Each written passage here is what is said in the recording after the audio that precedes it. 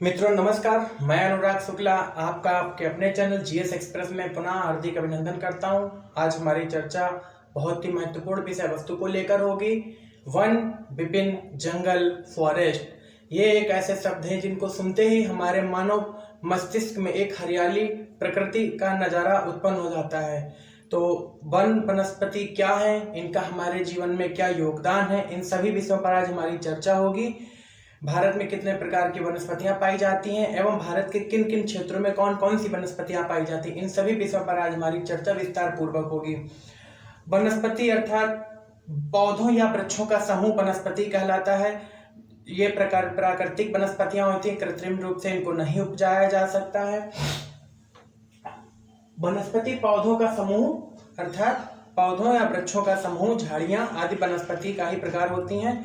वनस्पतियां हमारे जीवन में ऑक्सीजन की सप्लाई करती है और हमारे द्वारा उत्सर्जित जहरीली कार्बन डाइऑक्साइड गैस को अवशोषित करके पूरे हमारे जीवन चक्र को प्रभावित करती हैं। बिना वनस्पति, बिना जंगलों के हमारा जीवन संभव नहीं है, मानव जीवन की कल्पना नहीं की जा सकती है। तो आप देख पा रहे होंगे कि हमारा पूरा भारतवर्ष है। भारतवर्ष में विभिन्न प्रकार की वनस्पतियां पाई जाती हैं।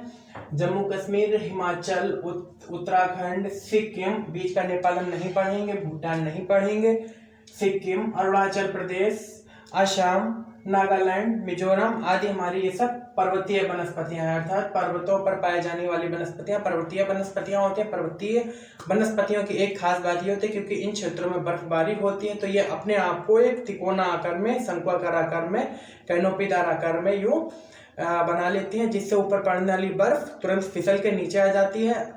अगर ये वनस्पतियां अपने आप को शंक्वाकार नहीं बनाएंगी तो ऊपर बर्फ पड़ेगी, जिससे इन पर पत्तियां नहीं रह पाएंगी। तो ये हमारी पर्वतीय वनस्पतियां शंक्वाकार होती हैं, तिकोने होते हैं। इनमें पाए जाते हैं जैसे कि चीड़, देवदार, सागौन, ये सब चीज। उसके बाद में ये आप देख पा रहे होंगे पश्चिम बंगाल, मेघालय, मणिपुर, त्रिपुरा, ये सब हमारे क्षेत्र सदाबहार वन कहलाते हैं। सदाबहार वन जो वर्ष भर सदैव हरे भरे रहते हैं। इसके लिए एक शर्त होती है कि हमारी जो वर्षा है, वर्षा 200 सेंटीमीटर से ज़्यादा वर्षा होनी चाहिए, जिससे कि इनको सदाबहार वन की श्रेणी में रखा जाता है। ये वन इतने ज़्यादा घने होते हैं कि इनके वनों में नीचे जड़ तक सूर्य का प्रकाश भी नहीं पहुंच पाता है। ऐसा नहीं है कि ये वृक्ष अपनी पत्तियां नहीं गिराते हैं, लेकिन जैसे कुछ वृक्षों ने इस महीने पत्तियां गिराई हैं, कुछ ने अगले महीने गिराई हैं, कुछ ने उसके बाद गिराई हैं। तो इस प्रकार ये देखने में सदैव हरे भरे दिखाई पड़ते हैं। इसी वजह से इनका नाम सदाबहार वन पड़ा है। ये हमारे पूर्वोत्तर भारत में सदाबहार वन पाए जाते हैं एवं पूर्वी एवं पश्चिमी घाट पर नीचे तमिलनाडु और केरला के कुछ क्षेत्रों में भी सदाबहार वन पाए जाते हैं। इनमें सदाबहार वन में जैसे बांस, ताड़, महोगनी, बेंत, रोडवुड आदि प्रकार के वृक्ष पाए जाते हैं। उसके बाद में ये हमारा पूरा राजस्थान और गुजरात का कुछ सेक्टर है, इसको मरुस्थलीय वन कहते हैं। मरुस्थलीय वन उन स्थानों पर पाए जाते हैं जहां पर 50 सेंटीमीटर से कम वर्षा होती है। नागफनी, बबूल, बेर, झरबेरी आदि हमारे मरुस्थलीय वन के ये पौधे मरुस्थल में पाए जाते हैं। इनकी एक विशेषता ये होती है कि ये अपनी पत्तियों को कांटेदार बना लेते हैं, जिससे कि वाष्पीकरण की प्रक्रिया कम से कम हो सके। अगर हमारी पत्ती खुली है तो ज़्यादा से ज़्यादा वाष्पीकरण हो जाएगा। इस वजह से ये अपने क्षेत्रफल को घटाने की वजह से अपनी पत्तियों को मोड़ लेते हैं एवं कांटेदार बना लेते हैं। ये हमारा पूरा उत्तर भारत एवं दक्षिण भारत का मैदानी क्षेत्र है, जहां पर हमारे मानसूनी वन पाए जाते हैं या उष्णकटिबंधीय वन पाए जाते हैं, जैसे कि आम, नीम, पीपल, शीशम, चंदन, सागौन आदि। उत्तर प्रदेश, मध्य प्रदेश, बिहार, झारखंड, कर्नाटक, बेंगलोर, महाराष्ट्र, आंध्र प्रदेश इत्यादि इत्यादि। लेकिन बीच में कर्नाटक में कुछ क्षेत्र में भी फिर से पुनः हमारी मरुस्थलीय वनस्पति पाई जाती है। उसकी वजह यह है कि यहाँ पर भी वर्षा हमारी कम हो पाती है, क्योंकि ये हमारा पश्चिमी घाट एवं पूर्वी घाट का जो है ये वृष्टि छाया प्रदेश है, जिससे यहाँ पर मरुस्थल है। इस वजह से यहाँ पर भी मरुस्थलीय वन पाए जाते हैं। ये हम देख पा रहे होंगे कि कुछ हमारे ये हैं, ये अनूप वन या माइक्रो वन कहलाते हैं। माइक्रो वन क्या होते हैं? ऐसे वन जो अत्यधिक ताप, दाब, लवणता, अत्यधिक गर्मी या दलदली भूमि के संपर्क में रहते हैं, उनको माइक्रो वन कहते हैं या अनूप वन कहते हैं। जो सर्दी, गर्मी, जाड़ा, बरसात, दलदल, सूखी, हर जगह हर परिस्थिति में एक जैसे बने रहते हैं, उनको अनूप वन कहलाते हैं। ये नदियों के डेल्टाई क्षेत्रों में पाए जाते हैं। ये गंगा, कावेरी, कृष्णा, गोदावरी का Krishna Kaveri delta KG basin है।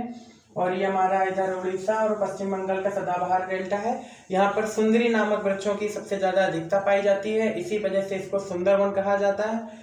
सुंदरवन डेल्टा भारत ही नहीं वरन विश्व का सबसे बड़ा डेल्टा है। ये हुई बात हमारी वनों को लेकर। अब हम देखेंगे वनस्पतियों का एक त्रिभुज होता है जो किस प्रकार से कार्य करता है। आप देख पा रहे होंगे कि हमारा एक त्रिभुज बना हुआ है जिसमें 900 मीटर तक अर्थात 1 किलोमीटर की ऊंचाई तक उपोष्ण वनस्पतियां पाई जाती हैं, जो हमारे यहाँ पाई जाती हैं। उसके और ऊपर अगर हम चलेंगे 900 से 1800 मीटर की ऊंचाई तक तो शीतोष्ण आ जाती हैं, जिसमें नहीं उष्ण आ जाती हैं, उपोष्ण आती हैं 900 मीटर तक। उसके बाद में उष्ण आ जाती हैं चीड़, शीशम आदि जो हमारे मैदानी क्षेत्रों में पाई जाती हैं वनस्पतियां। उसके बाद में 1800 से 3000 मीटर तक जाएंगे तो शीतोष्ण वनस्पतियां पाई जाती हैं, चीड़, देवदार इत्यादि इत्यादि। 3000 से अगर हम 4800 मीटर तक जाएंगे तो अल्पाइन वनस्पतियां पाई जाती हैं, अल्पाइन में सिल्वर, जूसीफर इत्यादि। उसके ऊपर और जाएंगे अगर हम 4800 के ऊपर तो टुंड्रा वनस्पति पाई जाती है, उटज घास के पौधे होते हैं, इनको टुंड्रा वनस्पति कहते हैं। और उसके ऊपर कोई वनस्पति नहीं होती, वनस्पति विहीन क्षेत्र हो जाता है, जिसको हिमरेखा भी कहते हैं। आप देखते होंगे कि जब वैष्णो माता या कहीं ऊंची पहाड़ी पर जाते हैं तो धीरे धीरे वनस्पतियों का स्वरूप बदलता रहता है, या हमारे गांव क्षेत्र का कोई पर्वत पहाड़ होता है उस पर भी विभिन्न प्रकार की वनस्पतियां पाई जाती हैं। ये हमारी पूरी वनस्पतियों को लेकर चर्चा हुई। और ये हमारी स्थलीय वनस्पति 50 सेंटीमीटर से कम वर्षा में होती है। सदाबहार वनों के लिए 200 सेंटीमीटर से ज्यादा वर्षा होनी चाहिए। मानसूनी वनों के लिए 100 से 200 सेंटीमीटर वर्षा का होना आवश्यक है। ये पूरी जानकारी आपको कैसी लगी? अगर जानकारी अच्छी लगी हो तो प्लीज वीडियो को शेयर करें एवं चैनल को सब्सक्राइब करें। धन्यवाद। जय हिंद।